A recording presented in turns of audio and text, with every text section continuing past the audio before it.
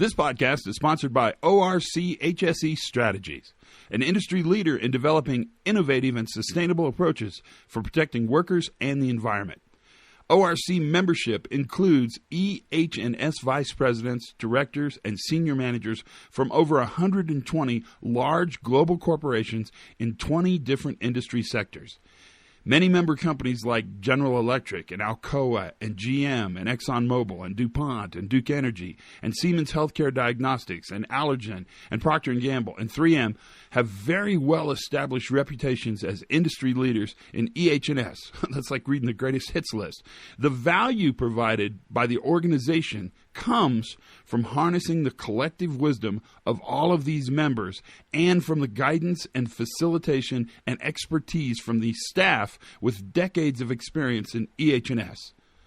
If you're interested in learning more about the unique opportunities available through ORCHSE, please contact Linda Haney at 202-510-0509. Or you can pop Linda an email at linda.haney@orchse.com. That's Linda, Linda.Haney, Haney, at orchse.com. Now, the podcast. Give me like a 5 count. Let's hear what I got. As in 5, 4, 3, 2, 1?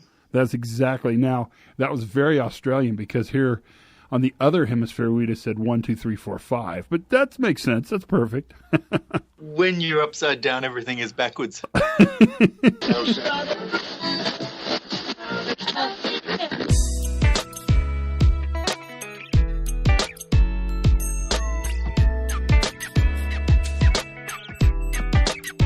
Hi, everybody, and welcome to the Pre-Accident Podcast. I am your host, Todd Conklin. I am running this shindig. I'm driving this bus, baby. We're on a road now. We're going to go somewhere. Hey, thanks for tuning in. Today's fun because every day's kind of fun. I don't know what to think. Here we are, mid-November. I have no idea what's happened. I need to sort of catch up with this and figure it out later. Who knows? But by this point, everything is set in stone and moving forward. So maybe I'll attach a front end to this, but probably not. I got to record this early, so I got to get this done. Today's podcast is really interesting. This is one you're gonna listen to. I don't know how much you know about Drew Ray, Dr. Drew Ray, Professor Drew Ray. He's from Griffith University. That's where Sidney Dekker is in Brisbane, Australia. Brizzy. Drew is an engineer who has kind of a history of curiosity around safety, but where he gets really interesting is its safety and storytelling. And the way I know Drew is through his podcast. I don't know if you've heard Disaster Cast. It's fun. It's really interesting, where he kind of digs in and tells the story of detailed failures. We'll talk about it in the podcast, but I was really dying to get Drew on, and it kind of all worked out. I mean, everything was sort of perfect in a way. And so I contacted him. He said, let's do it. He'd love to be on it. We talked about sort of a cross-platform thing, and that kind of started this conversation. You're going to like this because this conversation, I will tell you, spares no sacred cows. So some people are going to probably be hurt by this a little bit. But he makes a really good case, and I think it's the right case, that really our zeal to put constructs around events is more about the fact that we do the investigation with the frame already decided. So we already know what an investigation is going to look like and what it's going to find, and we just go out there and just find it. And Drew's point, which is a good point, is that that's really not a function of bad investigators. That's a function of a bad investigatory model. And so what he says is change the model and you'll change the world. And he talks a lot about safety and how we tell stories of both success and failure. And you're going to like this. It's good. I'm a big proponent of the fact that we tell lots of scary stories in the belief that it'll scare people into being better.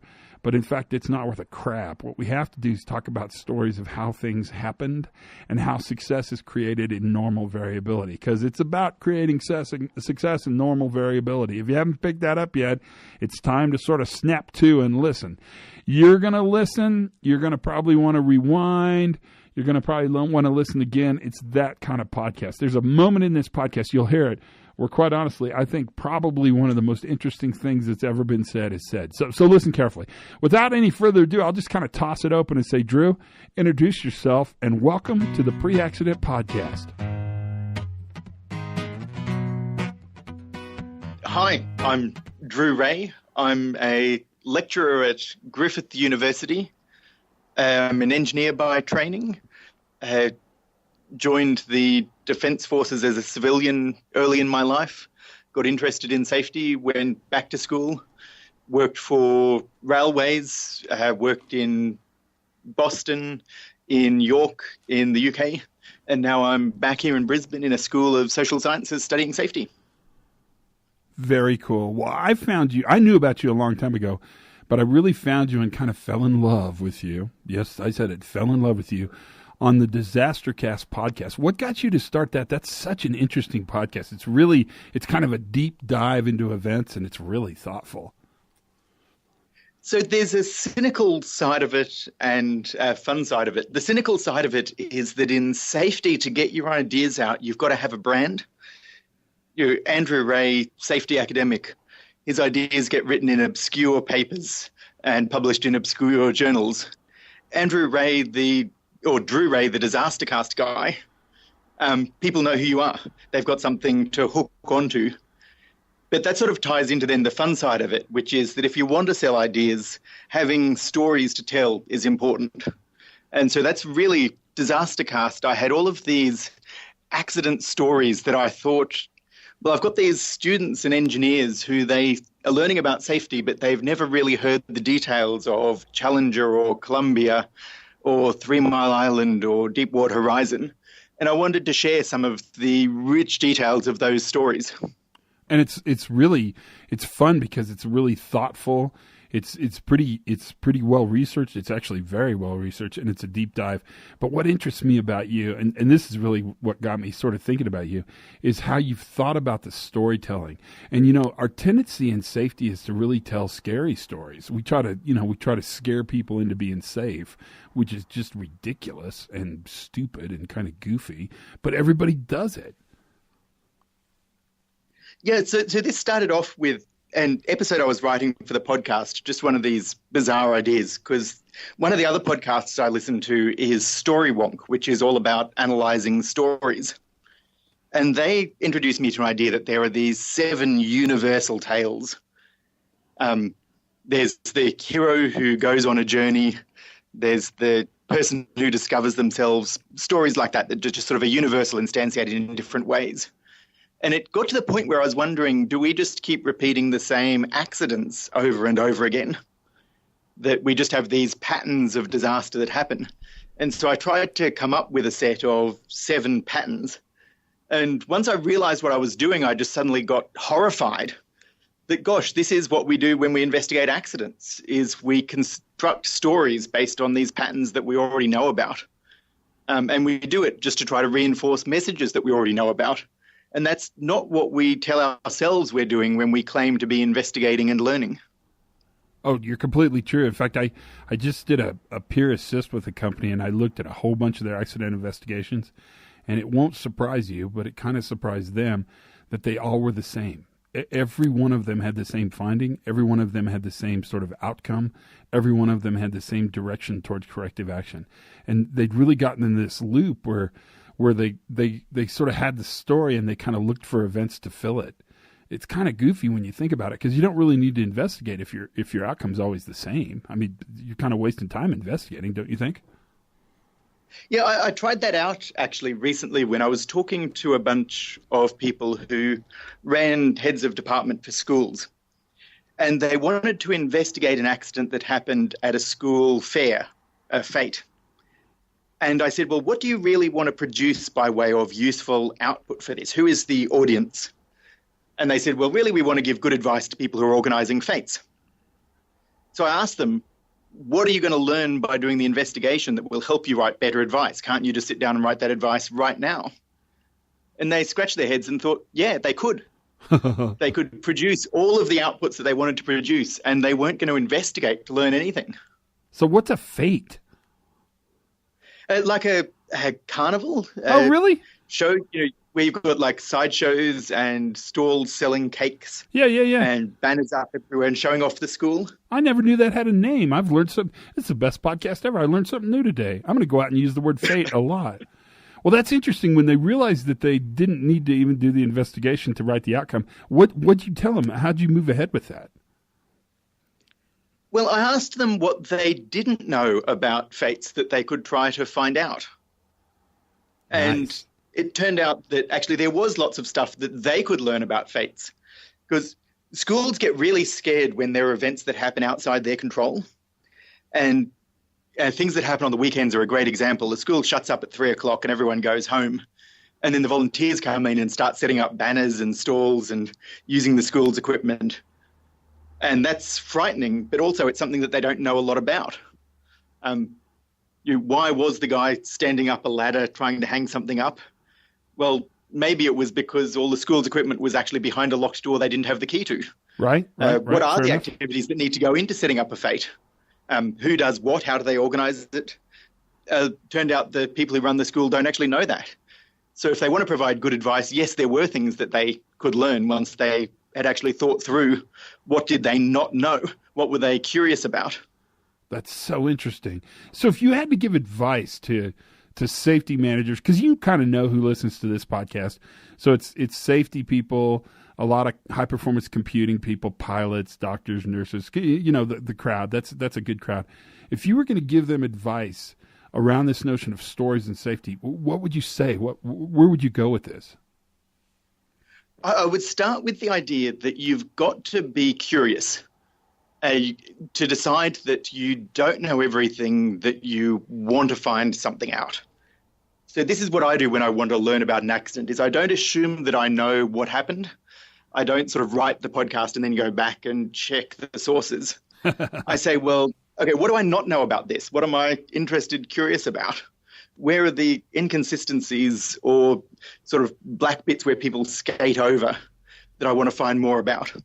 And that curiosity, that assuming that there is something that other people can tell you instead of the other way around, is always at the heart of learning new things. Students who go into a classroom thinking that they already know everything are never going to learn. Investigators who think that they can tell people how to be safe are never going to learn. They might successfully tell people how to be safe, but they won't actually investigate. They'll just communicate. So that preconceived bias sort of sets up, it's really kind of a confirmation bias in a way, isn't it? I mean, they sort of set up reasons to support what they thought already. Yeah, and the big clue is paradoxical. It's when someone says, I'm going into this investigation with an open mind. That's your clue that someone is ready for bias, because they don't see and acknowledge the way in which everything is preconceived by your own structures of thinking about things. And the only way to avoid it is to stop asking questions, because every question has loaded in it assumptions, structures about what's important, what's not important. And the alternative, instead of saying, what happened, why did it happen, where did it happen, who was involved, is to get people to tell a story. So you stop asking questions, you just tell people, tell me a story about this. And they get to build it, and it moves over time. Are you familiar with Fisher and his fidelity around stories? He's a communication scholar, and he says that stories have to hang together temporally, so they make sense in time, and that they have fidelity. They sort of move towards meaning. They move towards fidelity. And you're right, Drew, because when I'm on an investigation today, actually. So I spent today looking at a fatality, and it's really interesting because I don't start at the accident and go backwards. And I don't have any questions. In fact, I'll be really honest. I don't think I've ever told anybody this. I don't even really read ahead before I get in there. I just sat down with a room of people and said, tell me how that day started. And then I shut up and just listen. And it kind of forces them into that storytelling. Why are stories so valuable? Let me dodge the question slightly. Yeah, dodge away. Dodge away. We are in charge of all dodging, so dodge like crazy, baby. I wanted to hook into the stuff you were saying about Fisher. I'm not directly familiar with Fisher and fidelity, but one of the books on my safety shelf is a thing called The Writer's Journey by Vogler. which makes very clear how these decisions about where the end point of the story is and where the start point of the story is and who the actors are already predetermine where the conflict is in the story. So by the time you've asked someone, tell me about today, you've already selected that that person is going to be the star of the story. They're the person taking action. You've already selected that the relevant time frame is from the beginning of that day. So anything that happened before the day is now out of scope of the story. Yeah, you're right. You're totally right. These are necessary things in order to tell stories. You can't tell a good story without making those decisions. But the more consciously you make them, the more crafted the story is. So actually, one of the ways around it is not to make those decisions on behalf of other people, but to get them to tell the story based on what they think is most interesting, most important. Now, the challenge is that they'll be trying to read your mind. So you go to someone and say, well, when did this all start? They'll assume that, well, you're interested only in the accident, so you're only interested in the minutes beforehand. So perhaps by saying, tell me about the start of today, at least you're giving them that space and permission to say that things don't happen just in the space of the accident, but stories unfold over a longer period of time. And as they tell the story, it's really interesting because they find, at least today's example, is they kept reaching back farther and farther. So you're right. Interesting. You're right. It is kind of an art. A storyteller is more like a painter than a scientist for sure. They choose the point of view. They chose the depth of field. They chose the colors by which we paint, like a painter does. But it's really interesting, and I love what you're saying because we allow the story to sort of unfold towards whatever it is we need to think about, the potential outcome or the event or the accident or disaster, if we're talking about a disaster cast. But building up to it is really where all the context lies. And the context is really where most of the learning is. Because I agree with you completely. If I could do anything to leaders, it would be to make them so much more curious. Curiosity seems to be the most powerful place you can be in safety, and correct me if you think this is wrong, is not knowing. Because not knowing allows you to know. It allows you to learn. If you think you know already, then you have no desire and no real reason to do any kind of investigation. But if you don't know, the world is completely open. It's almost tabula rasa, if I can use a bit of Latin. There's a flip side to that. It's all very well for me sitting in an academic office to be deeply, deeply uncertain about safety, to be sure that I have no idea how to make things actually safer, to talk about the fact that cause is not a scientific term, it's a psychological term, it's an illusion. But it's a much harder job for someone who is in an operational management position, who has to give people definite answers. And so there's got to be some compromise to be reached between the deep uncertainty and the willingness to give people at least some form of sense-making that they need in order to move forward. So how do we reach that? What do we do with that? I think the first step is being self-conscious about the fact that, yes, even though we are telling stories, we're conscious about the fact that we're telling stories. And just acknowledging and admitting that this is just one point of view, this is one story, is a good start. The next one is recognizing that you don't have to reconcile stories. If you've got 3 different people telling you stories about an accident and they all seem to contradict each other, you don't need to resolve those contradictions in order to come up with good recommendations. You don't need to say it was found that this person is wrong and this person is right. Or here are 3 ways it might have happened and the committee decides that this is the way that it did actually happen. If all 3 were possible, were reasonable, all 3 can lead to useful learnings, useful actions. You don't need to know and settle on one unified story. Oh, but Drew, that's very controversial because are we not more like policemen than we are listeners of stories? He says sarcastically. Now you're just trying to provoke me because no safety person actually wants to be called a safety cop. And yet, I spend tons of my time with companies who say, these stories didn't jive, somebody's lying. When in reality, you're exactly right. If 3 different people were involved in an event, there's going to be 3 different perceptions of that event. And if there are 3 reasonable stories, all of them have value operationally. Fair enough? So here's the deeply pragmatic thing about playing safety cop. There are regulators and there are enforcement agencies who sometimes need to find someone to blame. And that's something that organizations don't like, that fight against. But there is absolutely no need for an organization to do that to themselves. I agree. So, Ben, you're not even helping. Go on. Well, no, that should be the headline of everything. I mean, that may be one of the more profound things I've heard in years, what you just kind of squirted out there. That was amazing. You don't need, even for the sake of safety, to blame yourself as an organization for things going wrong. You're doing the job of the people who need to blame. So a classic thing is an organization will produce an accident report and say, it has found that our supervision was deficient. And it achieves nothing to do that. No supervisor is going to improve their supervision because some safety geek has come and told them they're a bad supervisor. The regulator is going to be tearing their hair out because they weren't planning to prosecute, but now they've got documentary evidence forcing them to prosecute because you've just admitted breaking the law by providing deficient supervision.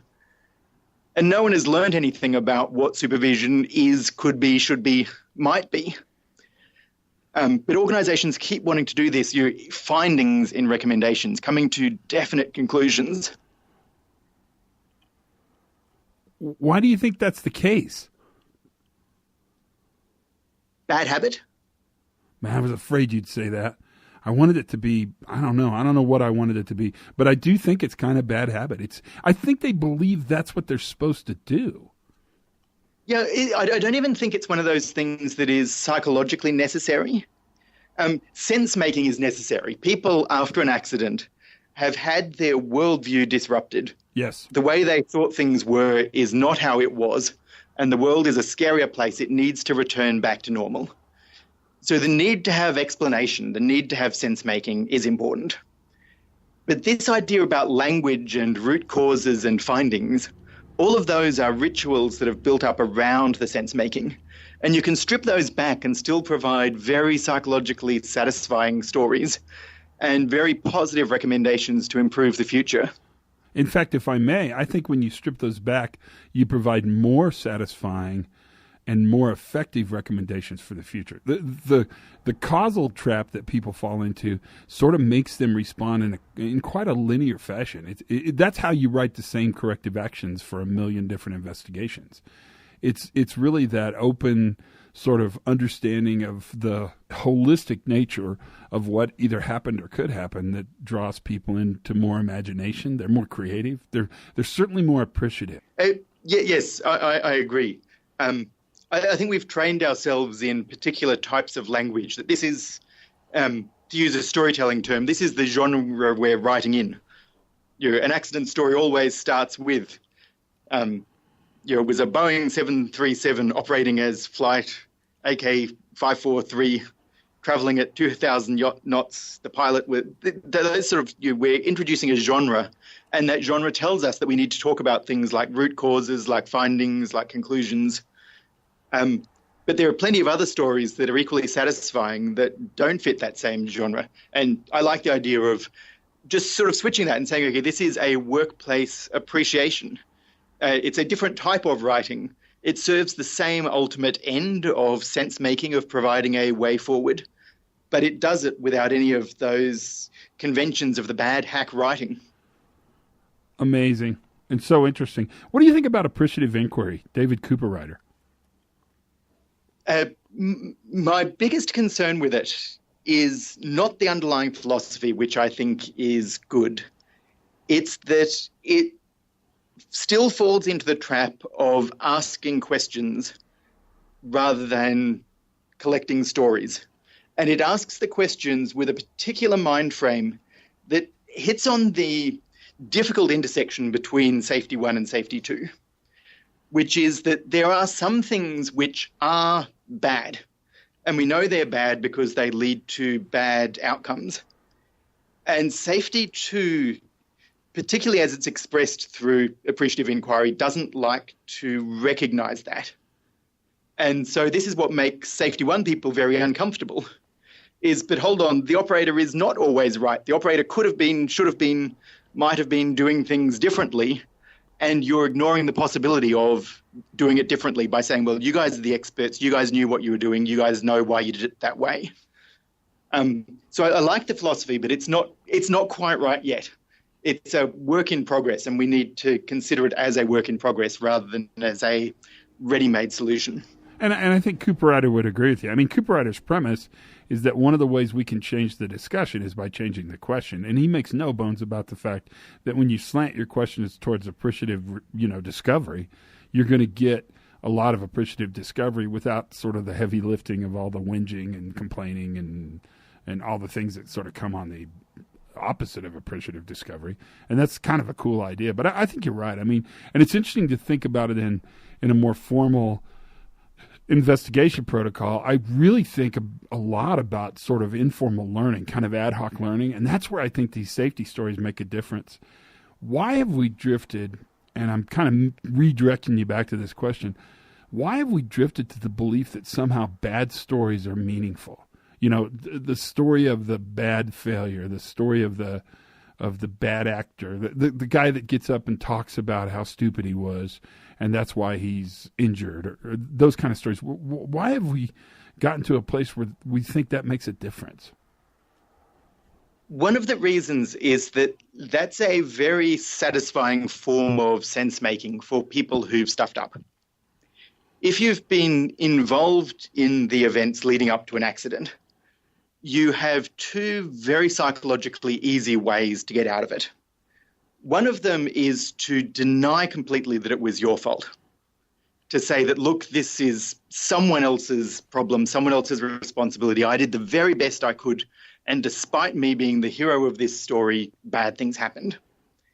Now, I won't name names, but you can see that clearly in a lot of people talking about accidents afterwards, that they're casting other people as the bad actors and themselves as the noble people going down fighting.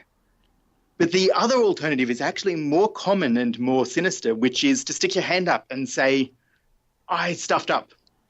I'm the villain here. I did things badly. And I'm an object lesson to myself and other people. Classic example of this, and I will call out names, is the Hyatt Regency walkway collapse.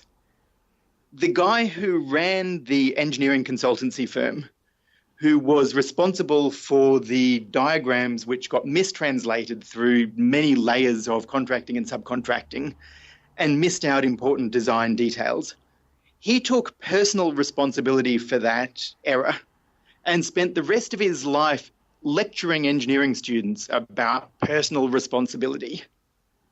And the amount of harm that does is incredible, because it wasn't his fault.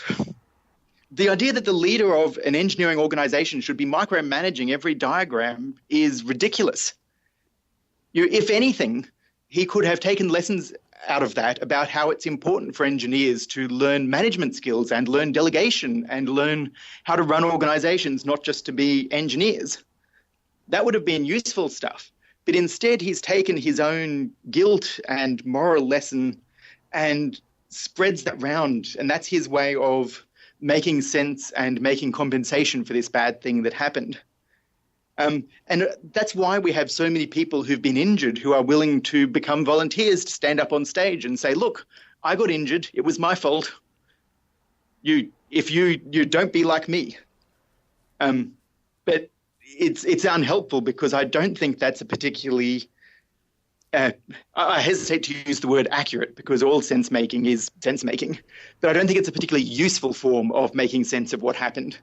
Yeah, I'm not sure what to do with the information is the point I'm sort of always at. I feel terrible, and I'm sorry it happened, and I'm sorry you feel that way, but I don't know how to process that information and make a difference operationally. Yeah, I actually talked to someone who was in the audience for a big football star whose father had been killed in an industrial accident. And he's now a spokesman for workplace health and safety. He goes around giving these talks. And he gives talks about his own irresponsibility and the number of times when he has done things which were unsafe and been scared by the consequences or near misses, and how he's just like his father was, who was involved in the accident. And I was talking to a person in the audience because I wanted to see, forget my own impressions, what does someone who's coming at this cold take away? And what he took away was, oh my gosh, it really doesn't work, does it? This guy's own father was killed and he went through all these things. It took all of that and he's still making mistakes with safety. What lesson are you supposed to come out of it? Care, but care doesn't help unless you have a direction to put the caring into. Remarkable. So if you had to give one piece of information, and I know this is kind of limiting, but you'll make it, I promise. If you had to give one piece of information, one piece of advice around this notion of using stories to understand and learn from operational activities, what would it be? Don't tell stories, collect stories.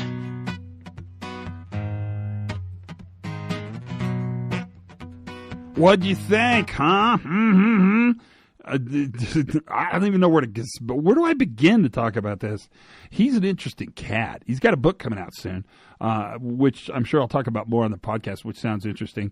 But his stuff around, he really sort of takes these fear stories to task and says they're not just bad; they actually send the wrong message and do the wrong things.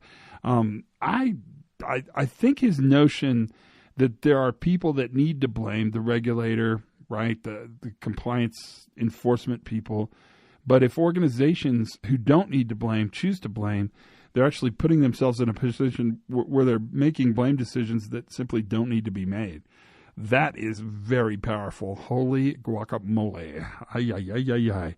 I don't know. What are you thinking about the podcast? Any ideas or concepts? Or I haven't asked this in a long time, but if you've got people you think should be on this, tell me. Got a couple cool people lined up for sure. So that's good news. Other than that, the podcast is going great. Gosh, thanks. We're well over 200,000, which is a big deal, and that's kind of cool. Mostly it's just good stuff. The dumb YouTube page is even getting a lot of hits on it. So I think everybody's kind of enjoying it. It's doing exactly what I hoped it would do, and I hope it's doing what you hoped it would do. And I hope it's not boring or stupid or anything. I don't know. Give me some feedback. Tell me what you think. For sure, subscribe. Tell your friends. Get some people to listen. That makes a huge difference. As always, learn something new every single day. Have as much fun as you possibly can. And for goodness sakes, be a good storyteller. No, be safe.